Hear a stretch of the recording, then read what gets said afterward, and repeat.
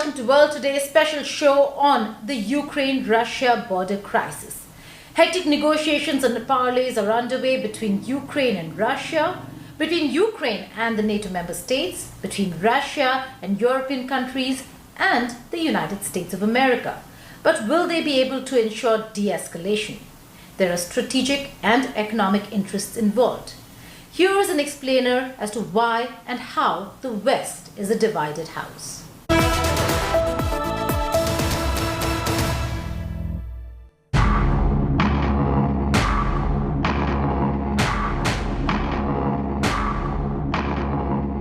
New satellite images show advanced Russian military deployments in Belarus. The country is a close Russian ally that borders Ukraine and is in close striking distance of Ukraine's capital, Kiev. Reports of possible deployment of short-range ballistic missile systems. Russia has also built its air force in Belarus. Russian fighter jets conducting air patrols along the border. Meanwhile, US troops and military vehicles have started arriving in Poland, a NATO ally that shares a border with Ukraine. In my opinion, the most important thing today is unity and solidarity. We must show that we speak with one voice, and we must show that we are a community. We must show that we cannot be broken. And in my opinion, we must also show that we are not backing down.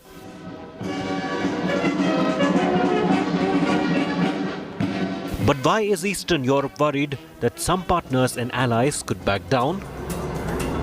The United States is deploying 1,700 service members to Poland, aiming to reinforce NATO's eastern flank in Rzeszów, a city located around 100 kilometers from the Ukraine border. But will they be activated for combat? The United States will soon move additional forces to Romania, Poland, and Germany. I want to be very clear about something. These are not permanent moves. They are moves designed to respond to the current security environment. Moreover, these forces are not going to fight in Ukraine. They are going to ensure the robust defense of our NATO allies. The other reason is economic. The Nord Stream 2 gas pipeline. Europe gets about 40% of its energy supply from Russia, and a second undersea pipeline known as Nord Stream 2 would double the amount of gas coming into Germany. Economic assistance. But US President Biden said the pipeline will never turn on if President Putin pursues combat in Ukraine. If Russia invades, that means tanks or troops crossing the border of Ukraine again. Then there will be no longer a Nord Stream 2. We will bring an end to it. How will you do that exactly, since the project and control of the project is within Germany's control? We will, I promise you, we'll be able to do it. Say to our American friends, we will be united, we will act together, and we will take all the necessary steps, and all the necessary steps will be done by all of us together. But are the stakes high only for Germany? The pipeline being laid in the Baltic Sea poses political dilemma not just for Germany, but the Dutch, Austrian and French as well. The US says Putin is beginning to withhold supply himself. US Secretary Blinken calls it weaponizing heat at the height of winter. When Russia halted gas supplies to Europe over dispute with Ukraine in 2009, people died from the cold, and when energy supplies fail, economies falter. French President Emmanuel Macron is playing the role of peace broker. He traveled to Moscow to meet face-to-face with Vladimir Putin at the Kremlin and to Kiev to meet President Volodymyr Zelensky. No breakthroughs, but Macron sounded optimistic. With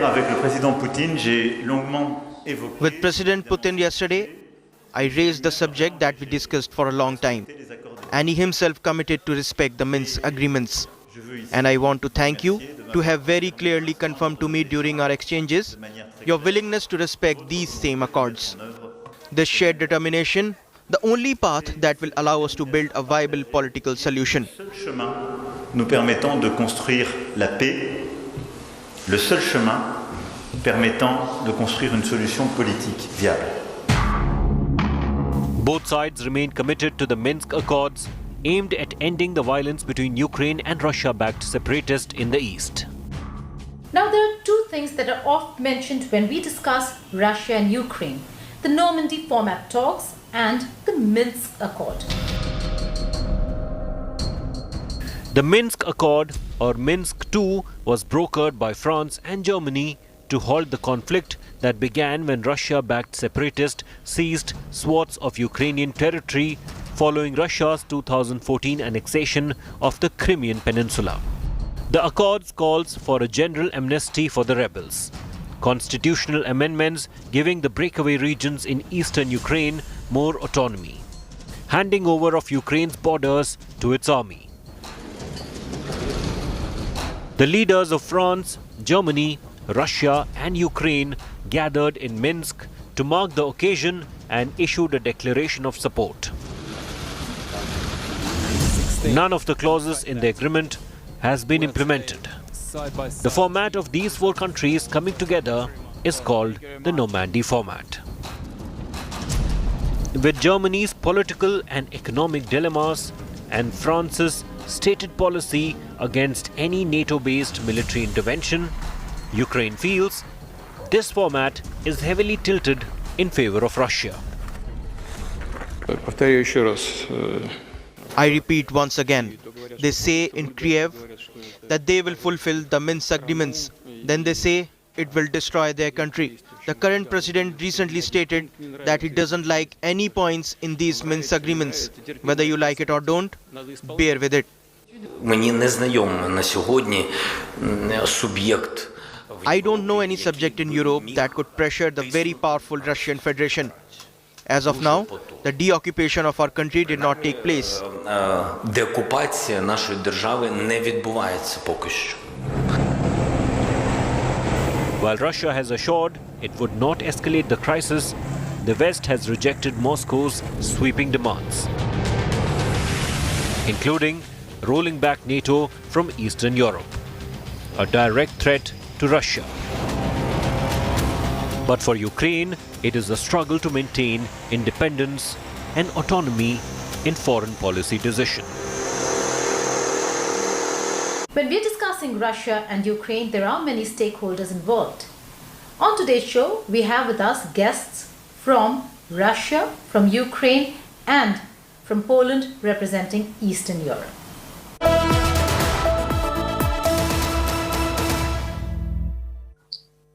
There are many aspects to the Ukraine-Russia crisis. Strategic is only one of them. There is economic, and that's why we have the European House now absolutely divided. To discuss how things are going to go forward, is there going to be escalation or not, I'm being joined by Sergei Strokhan, a senior journalist from Moscow, Russia. Alexander Trevet is a journalist and international affairs expert from Warsaw, from Ukraine, Kyiv, and we have Beata Winter Gorka, who is joining us from Warsaw, Poland. Many thanks for joining us here on India Today. Alexander, you are in Kyiv, in Ukraine. We do know that there have been a lot of interactions, a lot of important high-profile ministerial visits into Kyiv. But when it comes to the ground situation, as an independent state, Ukraine has a right to decide. But in terms of being a part of a region, do you see what's the kind of regional instability that you see in the near future should there be an escalation into conflict? Yeah, hi, thank you for inviting me. So far, we see only one point of instability in the region, and this point of instability is Russia. As you mentioned, a lot of diplomatic meetings were held in Kyiv, in Moscow, in Warsaw, in Washington, in Berlin, in Brussels. and just recently, Emmanuel Macron, president of France, came from Moscow, where he had a marathon meeting with President Putin. Around 6 hours it held. So he came to Kiev and stated that everything is he has seen the progress. And just yesterday, the 2 days after the President Macron came to Kiev, Russian military announces the artillery drills in the Black Sea and the Sea of Azov. So they closed entirely almost the Sea of Azov. It's a small sea next to Crimea, and huge areas of the Black Sea. But we see in our sources in the intelligence of Ukraine and the Western intelligence community were saying that almost a year ago, he was planned by Kremlin to block the Ukrainian seaports. And we see it right now. So they will start those drills February 13, and it will hold until February 19. But so far we know the information. Well, Beata, before I come to you, Sergei, would you like to respond? Is this yes, of course. Yes. Well, the question is Russia trying to secure its interests in the region, or is it, like many are writing and saying, an expansionist Russia not really paying heed to an independent Ukrainian state? Point number one, the Ukrainian crisis. This is not the question of Russia. This is a question of Kyiv not able to find common ground with its rebellious regions. And there's a blueprint for the solution is Minsk agreement, which was supported by France and Germany and Russia, and which Kyiv is trying to put aside, to shelve at least.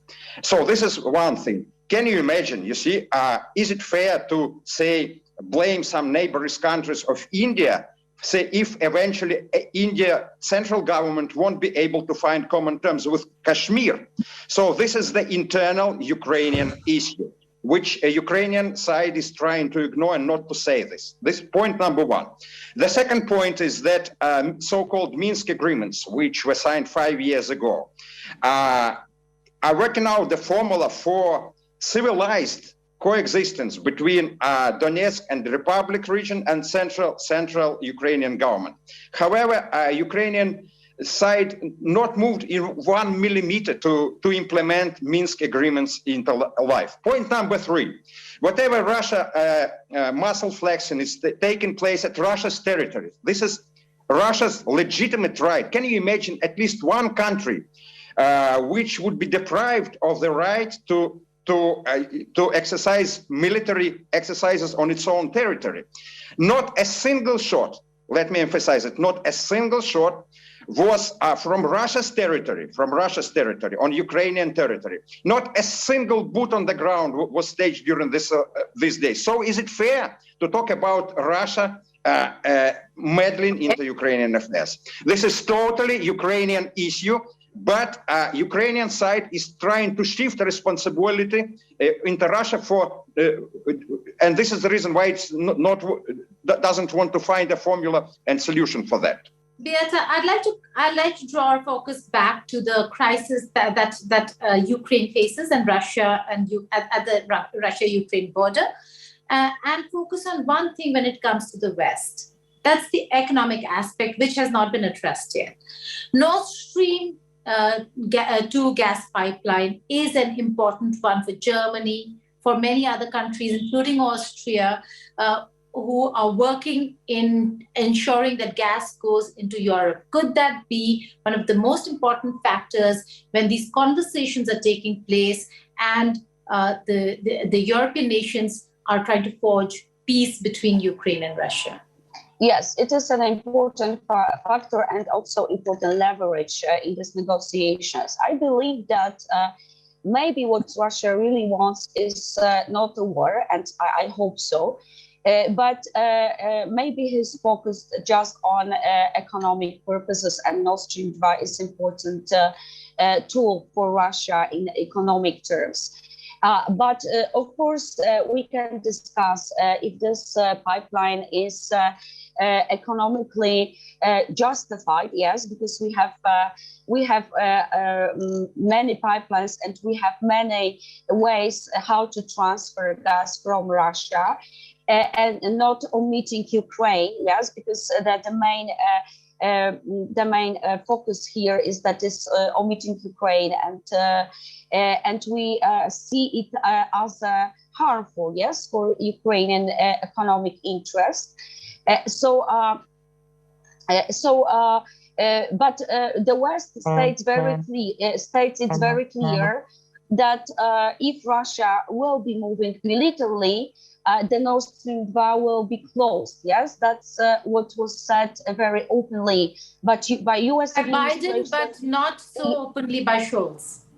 Yes, but I believe that Germany, which are having their own talks, yes, within a Normandy format, I believe that Germany will also, they already included Ukraine in talks, yes, in process of admitting this Nord Stream 2 pipeline. So I think that was a move which was quite friendly, yes, to Ukraine. And I believe that at the end of the day, the Nord Stream 2 and possible sanctions for Nord Stream 2 may be an important leverage in solving this issue. Because I believe that Russia doesn't want war, but wants to secure their economic interest. That's what I hope. Right. It is high-stakes negotiations that are underway at various levels. There is no alternative to peace. Only that every country, every stakeholder in the region and elsewhere should remember the human cost to conflict, to war. On that note, Sergey, Beata, Alexander, many thanks for joining us here on India Today. Now, Ukraine might have been a part of the Soviet Union, but today it is an independent state and the people are asserting their rights, fighting hard to remain independent. While Russia is feeling the threat of having NATO in its backyard, how are the people of Ukraine really dealing with the situation? Here's a ground report by Kosta Patil from Ukraine.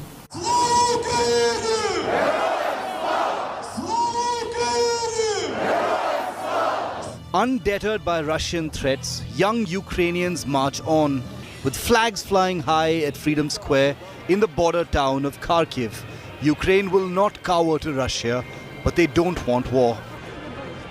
I'm thankful for America, which are giving us defensive weapon. You see, this is very real story. But something which was on the placards, there were slogans which can bring animosity between nations. I'm not supporting it. Several dozen protesters gathered outside the US embassy in Kiev to demand a peaceful solution to continued tensions between Ukraine and Russia. The small gathering saw demonstrators waving banners, calling for conflict to be avoided by all parties, while some held placards expressing anti-US messages. Today, we came to the US Embassy with the request from Ukrainian people asking diplomats to help settle down the conflict with Russia in a peaceful way, so that there is no military action in Ukrainian territory, so that we can live in peace with a peaceful sky above our heads. Protesters waved Ukrainian flags and stood behind a cordon of police that guarded the entrance to the diplomatic compound. Ukrainian authorities have also sought to downplay the threat, although territorial defense units have been active in training civilians for a possible war.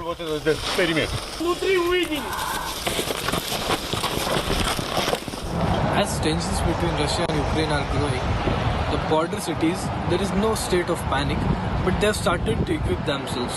They have started to give their citizens formal short-term military trainings by using dummy guns, dummy weapons, everything. Also, there is no situation of panic between government officials and everything is fine. The situation may be calm in this border town, but residents are preparing themselves for the worst possible scenario.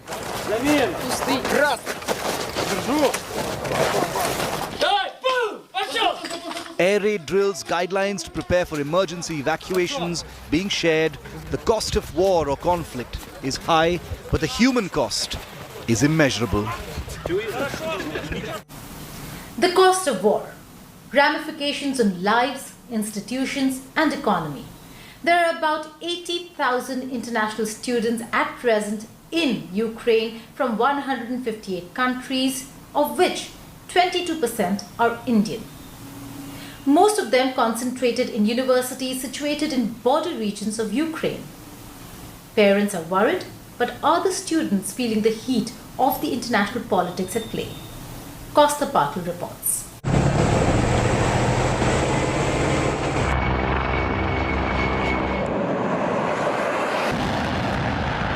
The harsh diplomatic tussle at play between Ukraine and Russia could disrupt lives of many, including those of over 80,000 international students currently in Ukraine. Over 20,000 of them are Indians. Kharkiv being the closest city by the Russian border, the situation is quite peaceful here. The locals are carrying out their daily life very casually, and I can see no fear of war on the faces of the people. Mostly studying medicine or engineering, for these students completing their course is priority, although they are keeping a keen eye on what is happening in the country. The first time I heard the news, I felt it was quite tensing. But now, since even the local people have no fear about the war-like situation, it's not that tensing right now. But for many parents who are in constant touch with their children in Ukraine, it is a matter of constant worry. They get updated by every news channel which shows the Ukraine and Russia war situation. So they keep calling me every time, like, what's the update over there? So yeah, they're worried, very much worried about. And we stay very much far from them. Amid protests, marches, news and reports of an imminent conflict between Russia and Ukraine, life goes on as normal for these students. There is nothing more they want than peace and stability for a country they have known as home for the last couple of years. The Indian embassy in Kyiv is in touch with the students in case they require any emergency assistance in the near future. They are helping us a lot. They have taken Google Forms to know exactly how many students are there from India. And yeah, we keep in touch. We keep ourselves updated through their Facebook page. Meanwhile, Embassy of India in Kyiv is closely monitoring the situation.